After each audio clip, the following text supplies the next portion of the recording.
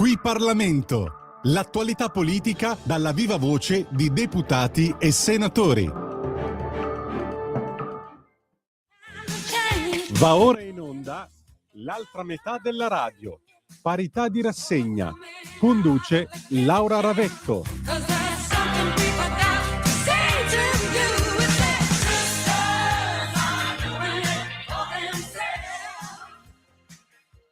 Buongiorno, a voi la linea. Grazie Natalia, buon martedì amiche e amici miei, ma non dell'avventura, buon pomeriggio, siete sulle magiche onde di Radio Libertà. Questa è l'altra metà della radio, la rassegna stampa al femminile di Radio Libertà. Io sono Antonino Danna e lei è la nostra padrona di casa, Laura Ravetto. Buongiorno e ben trovata. Grazie Antonino, buongiorno a tutti. Ricordiamo ai nostri ascoltatori 340-670-9659 per le vostre zappe o WhatsApp che dir vogliansi, oppure il telefono che è aperto da adesso 0292947222 se volete interloquire. Allora, cara Laura, io sono contento di ritrovarti, anche perché sono state settimane nel corso delle quali gli eventi non sono mancati. Da ultimo mi permetto di dire una cosa a margine della nostra rassegna di oggi.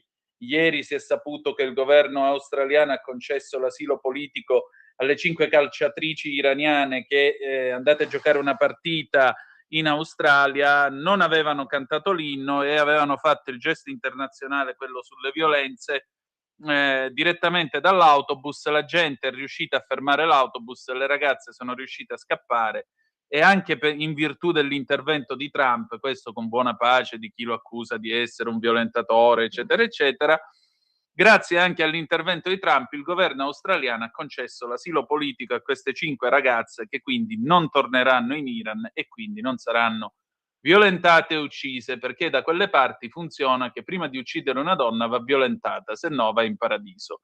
Mi scuso per questi dettagli crudi, ma questa è la realtà.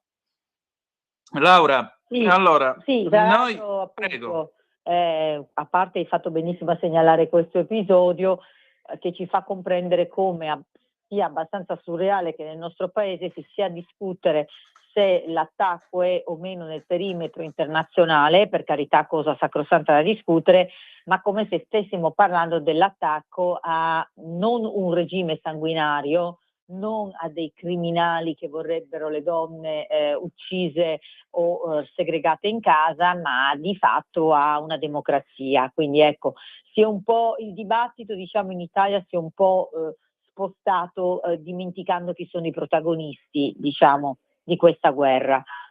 Decisamente. E io mi accodo a quello che tu dici, perché io vorrei partire con la prima notizia che peraltro ti riguarda, perché ne abbiamo discusso, insomma, nel preparare la puntata di quest'oggi.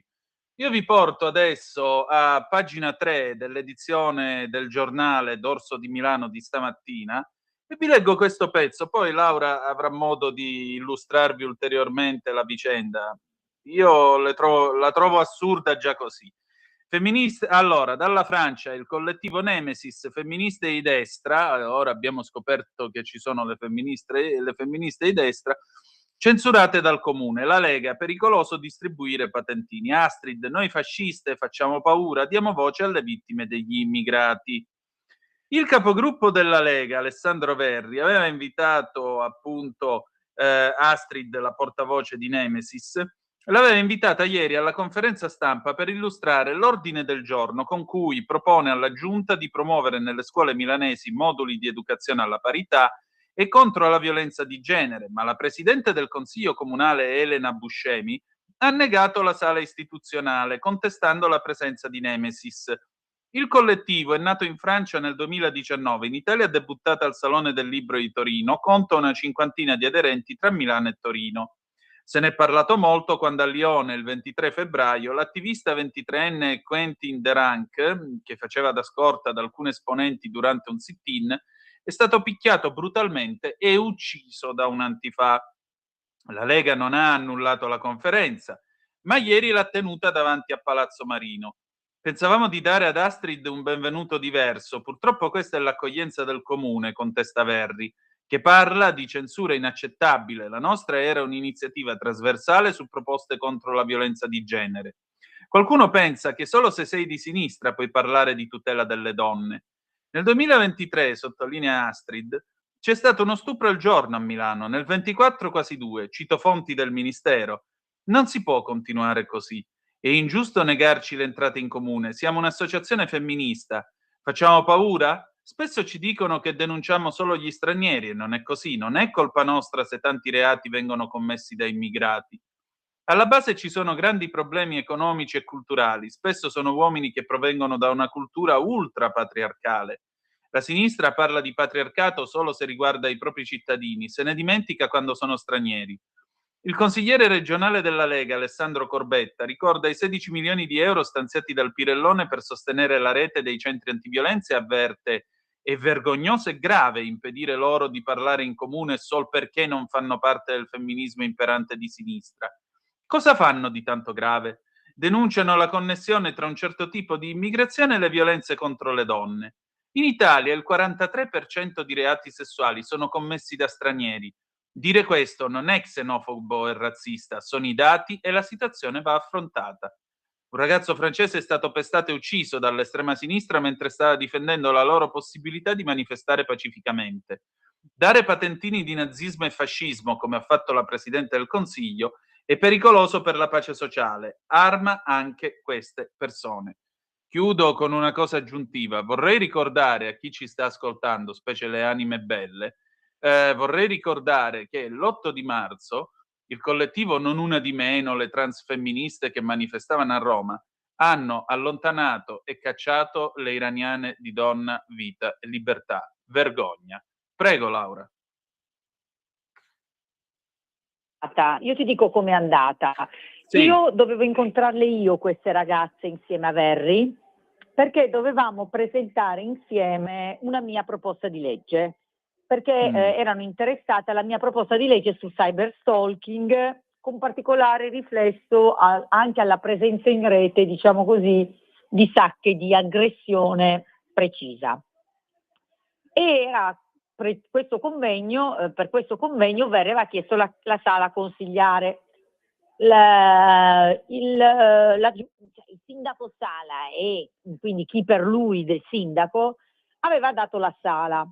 Poi dopo che hanno visto che c'era questa associazione l'hanno negata dicendo che si trattava di associazione fascista, estremista.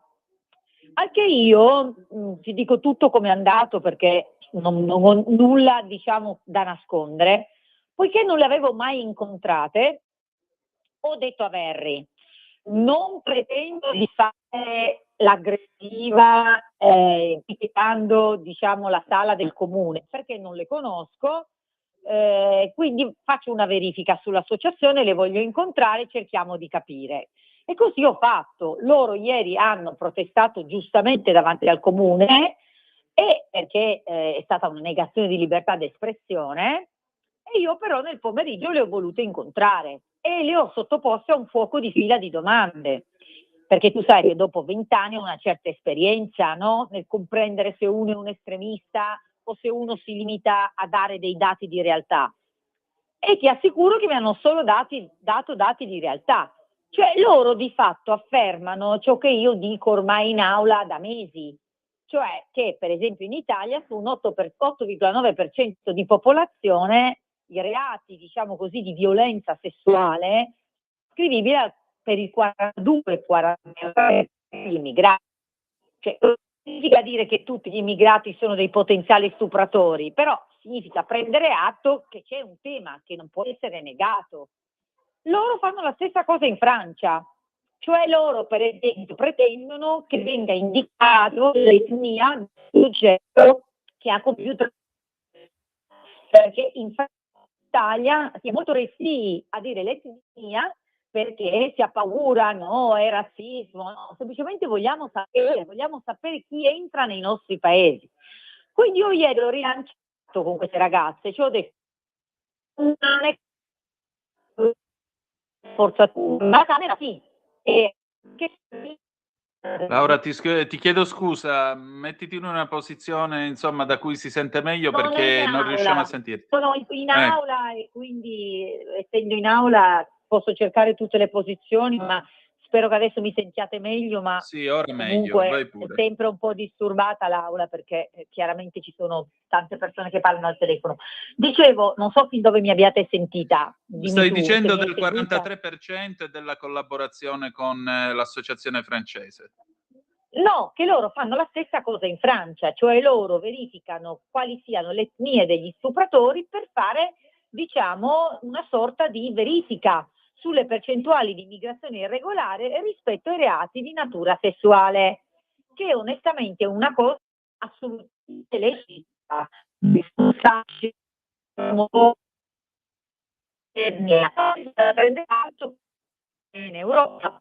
Allora io ho rilanciato con queste ragazze dicendo che visto che il comune non è casa mia, ma la Camera dei Deputati è lì, la Camera è casa di lui, soprattutto è diciamo il posto dove i deputati possono esprimere le loro critiche, io farò la stessa cosa che si voleva fare a Milano, la farò qua, la farò alla Camera dei Deputati con loro e sarà una conferenza stampa in cui faremo delle proposte legislative, ma valuteremo anche di discutere di questo tema, cioè del fatto che non si può più far finta di niente, non si può nascondere il dato che la percentuale più alta di reati contro le donne, nel senso di violenza sessuale, sono espressi dagli immigrati irregolari. Ed è inutile che poi controbattano, ma i femminicidi. Sì, ma nessuno nega che i femminicidi siano per lo più fatti da persone di nazionalità italiana, ma il tema qua è un altro, il tema è chi facciamo entrare nel nostro paese, già abbiamo un problema con i nostri,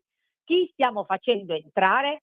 Quindi ecco, io ho rilanciato, le incontreremo alla Camera e ho anche detto a loro di venire il 18 aprile, perché io il 18 aprile con il Dipartimento Pari Opportunità e tutte le nostre responsabili faremo, diciamo così, un corteo nel corteo, nel senso che cercheremo di essere individuate come tutte donne del Dipartimento, magari con dei cartelli in cui facciamo appunto valere questi temi e ho detto loro se volete venire siete le benvenute. E credo tu abbia fatto ampiamente bene. Laura, c'è Lisetta al telefono. Vai.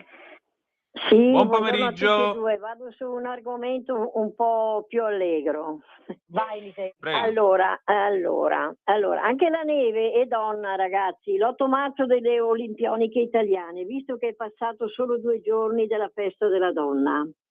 Non è tanto tempo e volevo ritornare su questo fatto, che Prego. secondo me è un fatto incontrovertibile. Dei primi 8 fantastici ori sono tutti delle atlete donne. 2 della miracolosa Brignone, 35enne, doppia trionfatrice nel Super G, e del gigante, e neanche un anno dall'infortunio mi sembra che sembrava aver messo fine alla sua carriera sugli sci. Uno della 31enne Lisa Vittozzi, storico primo oro italiano del biathlon, anche lei reduci da infortunio. E voglio aggiungere che del resto le donne secondo me sono molto ben rappresentate anche tra gli argenti e i bronzi, mi sembra, in questa edizione, anche per l'Italia, che ha già fatto segnare un bottino record sulla neve. E non è solo Milano-Cortina, tornando agli ori individuali, dal 2010 mi sembra che per l'Italia ai giochi invernali vincono solo le atlete. Non credo, ragazzi, che sia tutto un caso e non credo si scandalizzerà qualcuno se ipotizzo qui che forse le donne italiane rispetto agli uomini di questo paese siano mediamente più abituate al sacrificio, al mettere insieme il lavoro e la cura degli altri, figli, genitori, familiari malati o fragili. La cura dell'ambiente, secondo me, che lasciano in eredità le generazioni future e meritano per questo di essere più riconosciute. Lo abbiamo ricordato domenica 8 marzo e ci metto un bel punto di domanda. Un saluto da Lisetta. Laura. Sì, no, non c'è niente da commentare, è un intervento perfetto, condividiamo ogni parola. Naturalmente poi avrete visto il mio video fatto con la collaborazione del sito della Lega Nazionale in cui ho detto tutto bellissimo l'8 marzo, poi ho fatto un Sì. talk sul vetro dicendo naturalmente oggi era il 9 marzo quando abbiamo fatto il video, noi della Lega siamo ancora a parlare di pari opportunità e a difendere le donne portando avanti le nostre battaglie. Quindi benissima la celebrazione dell'8 marzo, ma ecco, noi non ci fermiamo mai su questi temi. Laura, ti chiedo un paio di minuti di pausa perché sono le 14:30 e torniamo subito. Stai ascoltando Radio Libertà, la tua voce libera, senza filtri né censure, la tua radio. Lo amiamo perché ci offre sempre le cose più buone e naturali. Linea Alberto Acerbis. Anche tu da qualche tempo hai quei fastidiosi dolori alle spalle, alle ginocchia, ai gomiti, alle anche e il tuo medico le ha classificate come artrosi? Aiutati attraverso ACEUC2. ACEUC2 è il nostro integratore alimentare a base di collagene nativo non denaturato di tipo 2, quello che aiuta le cartilagini a rigonfiarsi di collagene in modo che le articolazioni non si tocchino e non si sfreghino più. È un prodotto completamente naturale, stamattina in offerta speciale per voi. Chiamate subito 030 68 40 408. Vuoi provare il trattamento di 30 giorni? 35 euro. Vuoi provare il trattamento di 60 giorni? 60 euro. Vuoi provare il trattamento di 90 giorni? 79 euro. Ma se acquisti il trattamento di 4 mesi, 120 giorni di trattamento, un prezzo straordinario speciale per voi se chiamate subito lo 030 68 40 408, dite ho ascoltato Radio Libertà, avete prezzo straordinario, trasporto gratuito e anche uno splendido omaggio. Solo ed esclusivamente adesso se chiamate subito lo 030 68 40 408. Di nuovo a voi la linea. Grazie Natalia, alle 14:32 minuti e 33 secondi sulle magiche onde di Radio Libertà. Antonino Danna al microfono con voi per questa puntata dell'altra metà della radio con Laura Ravetto. Laura, scusa, faccio un'altra digressione. Ho visto con piacere che in questi giorni hai incontrato anche Clizia Incorvaia. Molti di voi la conoscono. Clizia è una soubrette, un'attrice, e in particolare io la conosco da quando eravamo assieme all'università ed era fidanzata con uno dei miei compagni di collegio che noi tutti invidiavamo fortemente. E a parte questo, però, tu l'hai incontrata e hai messo una maglietta molto particolare in un video sul tuo Instagram. Ma io non ho messo la maglietta perché ho incontrato Clizia Incorvaia. Diverso che mi è stato dato da Provita e Famiglia. Ok, Incorvaia scusa. l'ho incontrata nell'ambito di un premio sulle pari opportunità in cui siamo state entrambe premiate e quindi abbiamo ricevuto questo premio. Tra l'altro so che tu conosci bene Clizia, Sì. che è una persona straordinaria, abbiamo ricevuto questo premio. Invece no, la maglietta è una campagna che ha promosso Provita e Famiglia, l'associazione Provita e Famiglia. E io, come ho spiegato anche nel video, non è che ho aderito sempre alle campagne di Provita e Famiglia, perché su alcune cose non mi trovo totalmente d'accordo. Per esempio, io sull'aborto penso che l'ultima parola debba aspettare alle donne, mentre sappiamo tutti che Provita e Famiglia su questo tema è decisamente più restrittiva.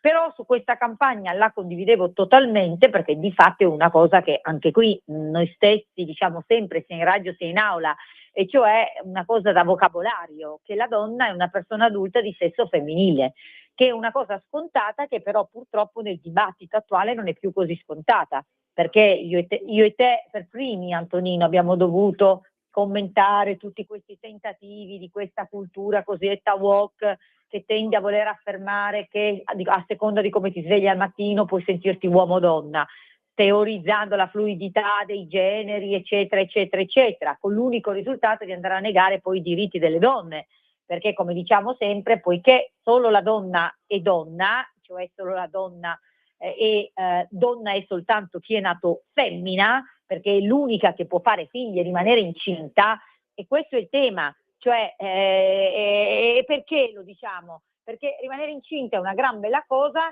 ma è anche un sacrificio importante che ha un impatto sulla vita della donna molto importante. Da qui tutta una serie di normative che tendono a compensare questo sacrificio. Se iniziamo a dire che donna sono tutti, queste normative verrebbero di fatto vanificate. Quindi ho aderito con convinzione alla campagna di Pro Vita e Famiglia, appoggiando la maglietta e dicendo quello che pensavo sul tema. Ecco, questo è quello che hai fatto tu. Invece l'8 di marzo, e qui mi riallaccio alla nostra rassegna stampa, La Verità di oggi scrive che in occasione della giornata internazionale della donna sono stati intonati dal collettivo transfemminista di Non Una di Meno, in prossimità della sede di Pro Vita e Famiglia a Roma, una serie di cori. Sentite un po' qua. Le sedi di Pro Vita si chiudono col fuoco, e ancora, ma coi Pro Vita dentro, se no è troppo poco. E se un Pro Vita muore, champagne, se non muore, Molotov. Questo perché loro sono per la democrazia. Ancora, già che ci siamo, ad amareggiare ancora di più l'associazione è il fatto di essere stata presa deliberatamente di mira. Lo provano in aggiunta ai cori irripetibili poc'anzi ricordati anche i manifesti affissi sempre domenica nelle strade adiacenti e realizzati dal collettivo Pro Scelta e Sorellanze 3. Sorellanze 3 sarebbe Sorellanze. Manifesti tanto per cambiare, a loro volta aggressivi, come provano gli slogan riportati. Pro Vita parassita, che prose invita.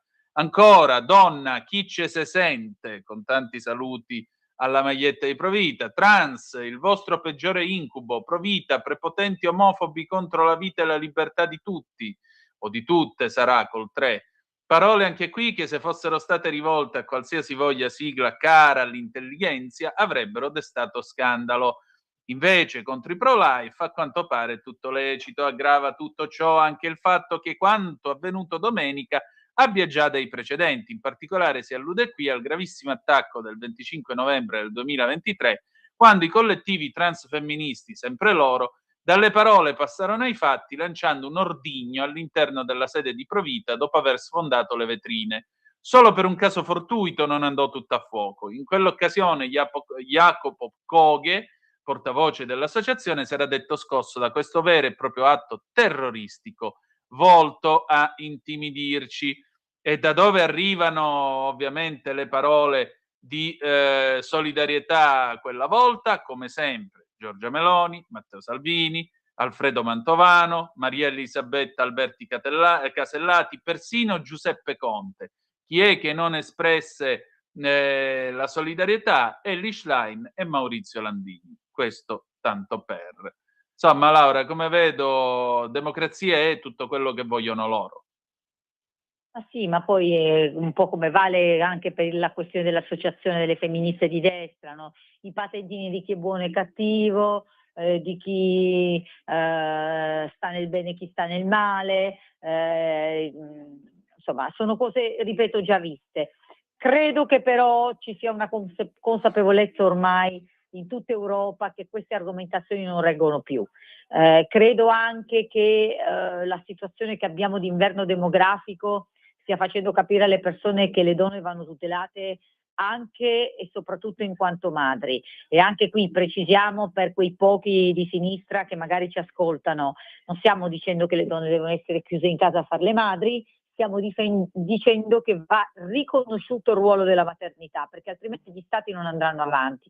Quindi basta con tutte, lasciami dire, ste fregnacce insomma, folcloristiche, diciamo, che vorrebbero ridurre la questione del sesso a una questione puramente letterale, piuttosto che a una questione puramente di sensazione interna di come uno si sente appunto nel suo intimo. Appunto, non ho altro da aggiungere, insomma, anche perché lo trovo francamente a metà tra il ridicolo e il boccaccesco, ma più sul ridicolo sbarrapenoso. Andiamo avanti con la nostra rassegna stampa. Adesso passiamo alla stampa di Cuneo, l'edizione di Cuneo, e abbiamo una buona notizia e una notizia un po' meno buona. Cominciamo da quella un po' meno buona.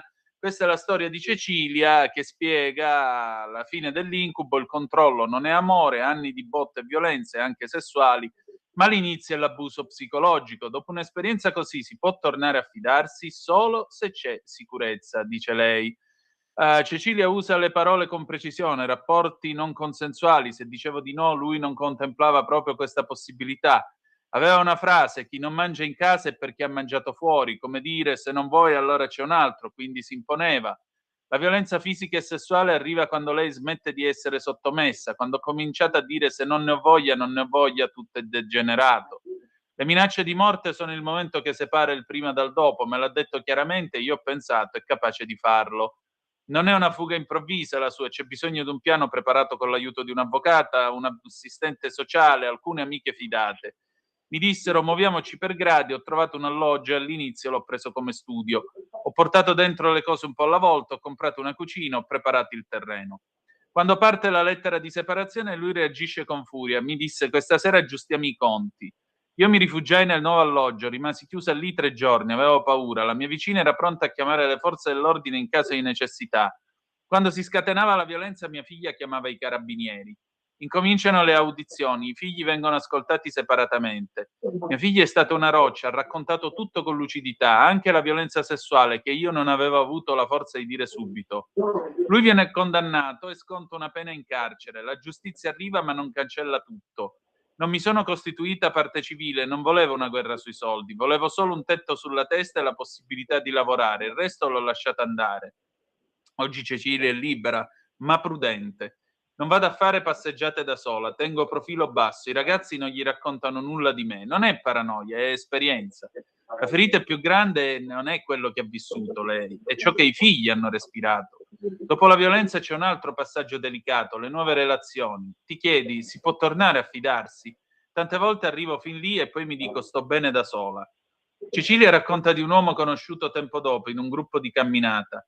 All'inizio sembrava aperto, poi sono arrivati i dettagli. Spiegami cosa fai con l'avvocato, dimmi cosa faceva il tuo ex marito.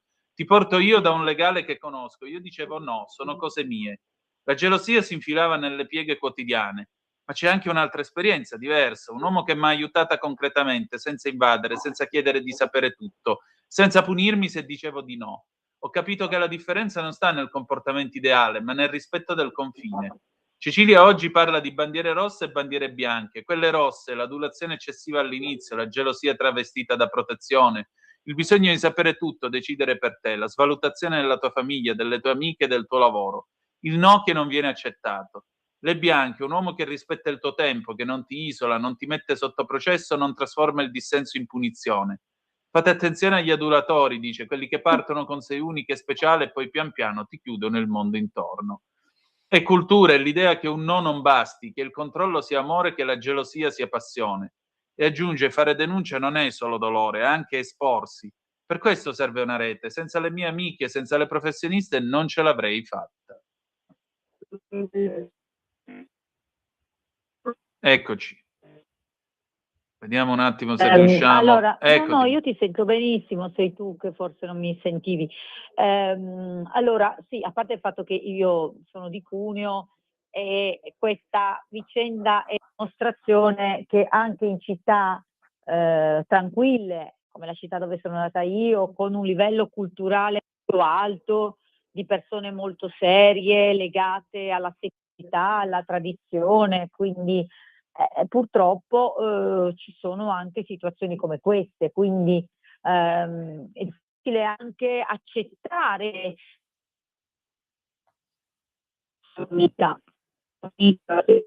e anche riconoscerlo.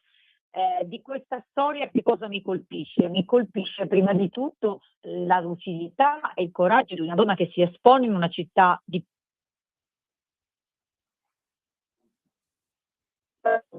paura, il timore di cresciuta, la paura di coinvolgere dei figli, vedere poi invece che bambini, bambine, in questo caso penso anche di mia figlia, siano così in grado di esporre la verità davanti a un giudice. Questo naturalmente nessuno vorrebbe mai augurarlo a una bambina, però ti dà anche speranza sulle nuove generazioni, perché queste nuove giovani donne, probabilmente perché questo processo culturale fortunatamente sta cambiando e sta cambiando proprio partendo dalla consapevolezza delle donne, la consapevolezza, come dice questa donna, che il possesso non è amore, il controllo non è amore, non c'è nessun diritto di nessun uomo con la scusa del t'aiuto io arrivare a controllarti. Il t'aiuto io, ti insegno io, ti spiego io, non esistono più. Si fanno le cose vicendevolmente, ci si aiuta vicendevolmente, c'è una disponibilità che viene sempre data, ma non viene richiesta. Però ecco la risposta che vogliamo dare tutta a questa donna è sì, continua a fidarti, perché come ho fatto non questo 8 marzo ma lo scorso 8 marzo, quando ho chiesto ai colleghi della Lega Maschi di esporre dei cartelli in aula in cui ho detto che non tutti gli uomini sono così, è proprio questo che intendevamo dire, cioè dobbiamo fare squadra con quegli uomini che non sono così.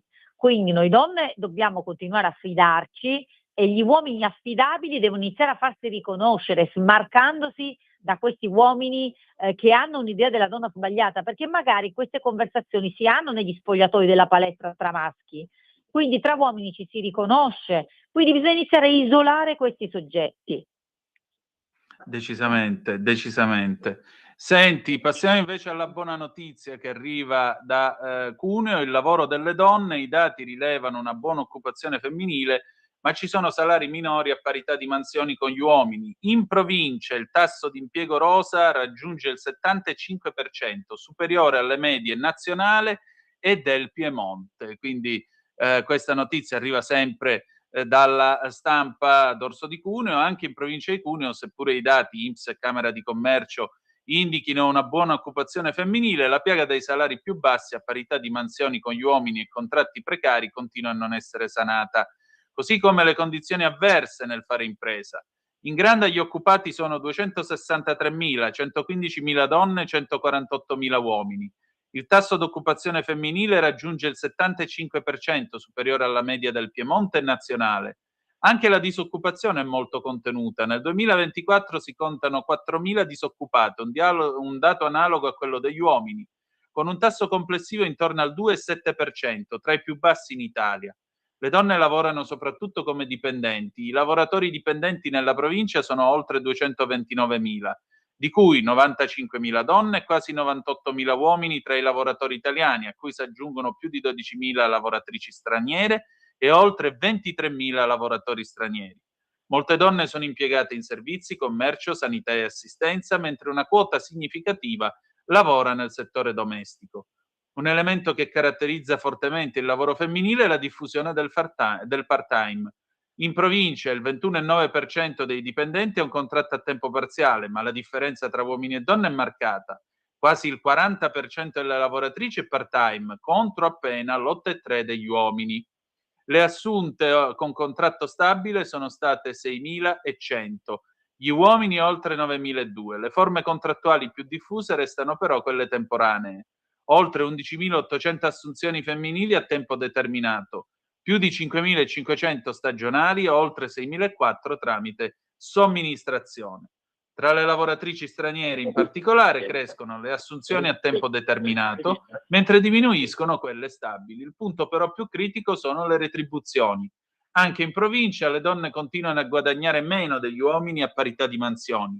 Nel privato il reddito medio giornaliero delle lavoratrici è di circa 78 euro, quello degli uomini raggiunge i 108. Ecco, Laura, allora, da un lato è molto bello, insomma, che nella tua provincia ci siano dei tassi di occupazione al femminile molto più alti rispetto alla media nazionale, e questo mi sembra che sia un ottimo esempio.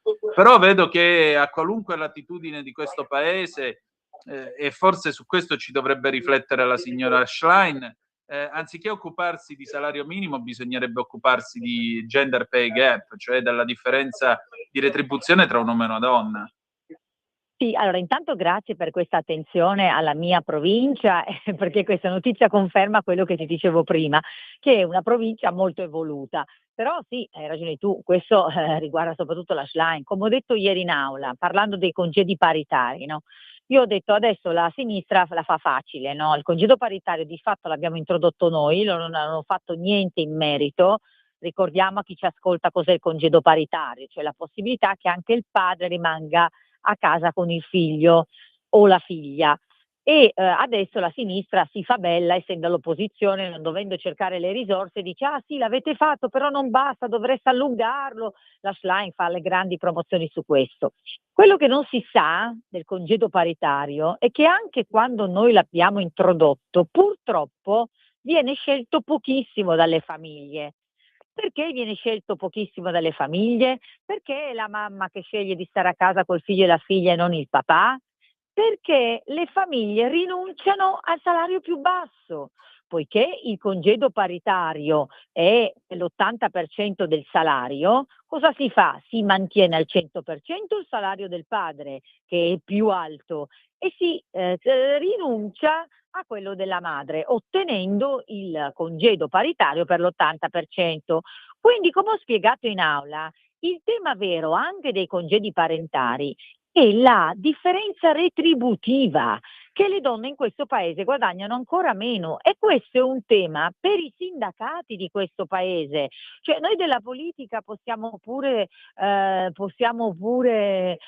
impegnarci, abbiamo fatto delle leggi con dei fondi per in qualche modo mettere le risorse per fare una compensazione di stipendi, però poi la verità è che è in fase di contrattazione, che dovrebbe essere normale, normalissimo, che a parità di mansioni gli stipendi sono identici. Quindi non si riesce a capire come in questo paese ci sia questa situazione. Attenzione, situazione che poi coinvolge tutti i paesi europei, perché in Italia Certo. è particolarmente evidente, ma anche a livello europeo gli stipendi delle donne sono più bassi di quelli degli uomini. Indubbiamente, indubbiamente. Senti, allora andiamo verso la fine della nostra rassegna stampa. La prima, la piccola Nisa annegata nel lago di Caraglio, la procura chiede 6 rinvii a giudizio.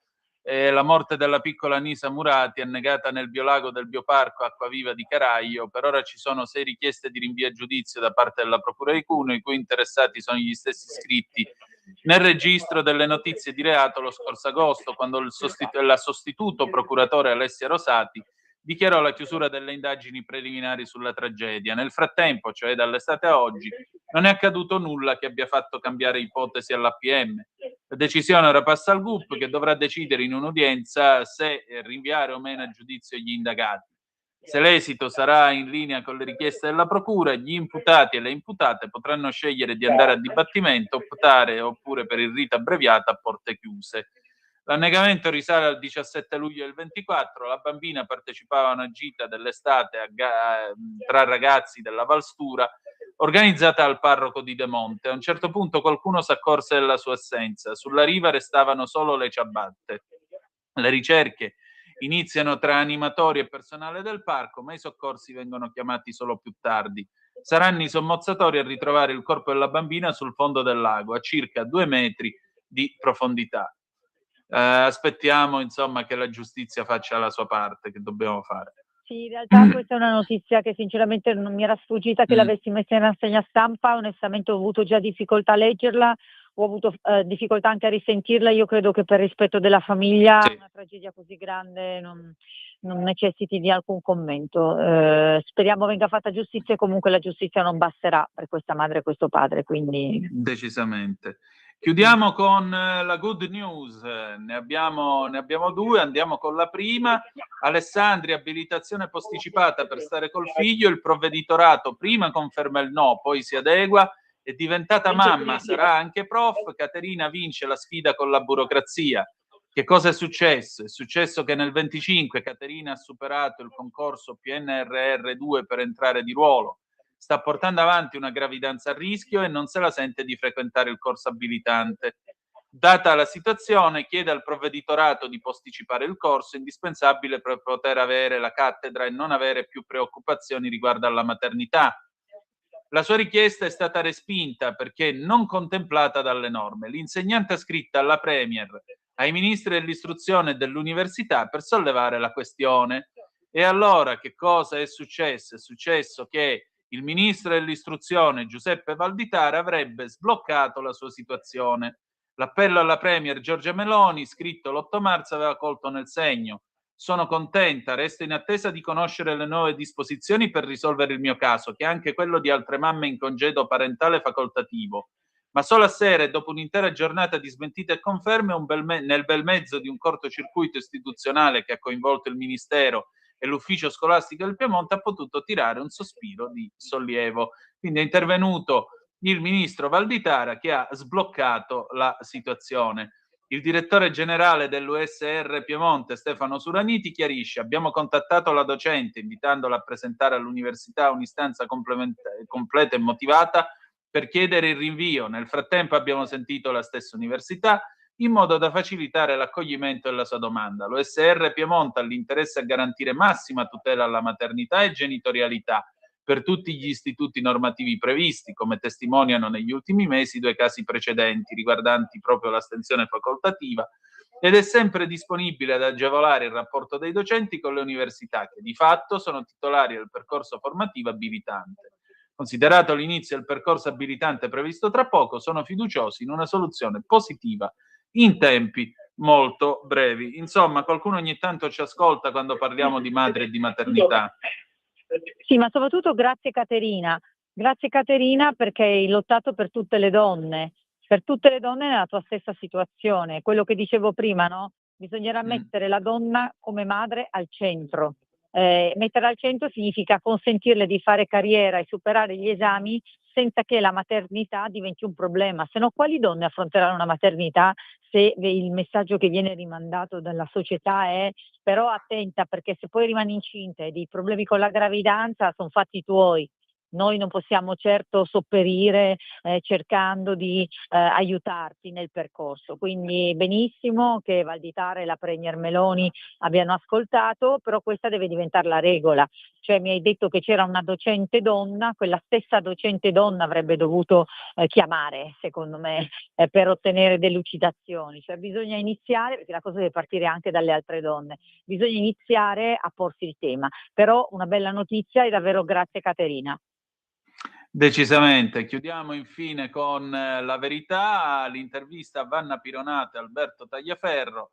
Nostra figlia è venuta al mondo grazie a un miracolo di Paolo VI. La villocentesi sulla piccola Amanda provocò la fuoriuscita del liquido amniotico. I genitori, per i clinici, l'unica scelta era l'aborto. Noi abbiamo pregato l'ex pontefice. Oggi la bimba ha 11 anni ed è sana. I miracoli, ci crediate o meno, a volte accadono. Va bene, Laura. Noi abbiamo finito per oggi. Io ti voglio ringraziare come sempre. Ci ritroviamo. Grazie a tutti quanti, grazie a Lisetta, grazie a tutti. Grazie a te. Adesso ci salutiamo con I Neri per caso, sarà del 2000 e se volete alle 16 Pop Economia Rumore con Alessandra Mori, alle 18 Zoom, il drive time in mezzo ai fatti. Grazie a tutti e buona giornata. Buona giornata.